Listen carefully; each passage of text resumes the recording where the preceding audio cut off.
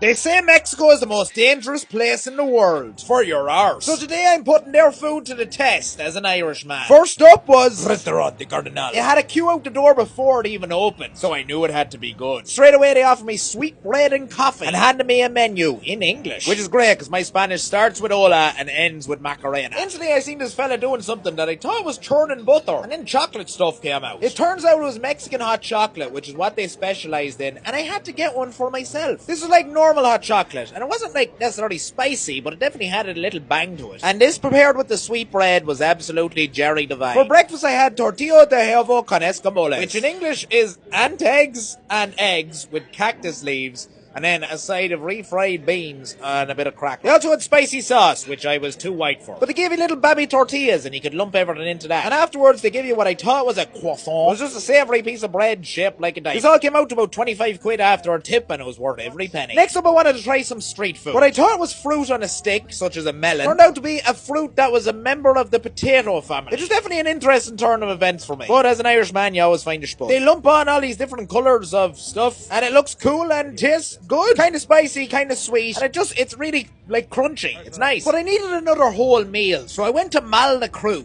I found this place while driving by in an Uber, and I thought it looked very Mexican. And the vibe inside was exactly that. It has to be the maddest menu I've ever seen. But I basically asked the waiter, what's good? And he told me what to get, so that's what I got. This drink was made with what I can only describe as tomato juice. I never had a Bloody Mary before, but that's what I presume one would taste like. I asked him to add tequila to it to make it alcoholic, and it was good. But yeah, it felt like I was sucking off a tomato. I did get the Dos Equis just in case. Before my food came, I was given these things as a starter, and then it was time for the big boy. This is half a loaf of bread filled with beef and pink onions, served in a big yolk of tomato sauce, which you dunk into and tear into. And I annihilated this fucker. The whole thing was gone in, I'd say, about 20 seconds. Afterwards, I mixed in a few more pink onions and stuff that he's given. I basically ate it like a soup. It was delicious. They also had a Mexican coffee on the menu, which I just had to try. It turns out they just lump one of these sweets into coffee and then call it a day. So pretty basic. I don't know how to describe the sweet other than it was like peanut butter icing, and it tasted really good in the coffee, so I definitely recommend that too. That all came out to about 15 quid. Then for the dinner, I stuck to the hotel as there was a buffet on, and I said I'd make use of the free food. I went basic with chicken and spuds, but the tortilla soup interested me. It was a tomato soup with cheese, and little like sticks of tortilla, and then I washed it all down with an old can of Modelo. Best beer on the planet. Modelo, sponsor me please. And if you like this video, drop a like and a follow. Thank you very much. Good luck and God bless.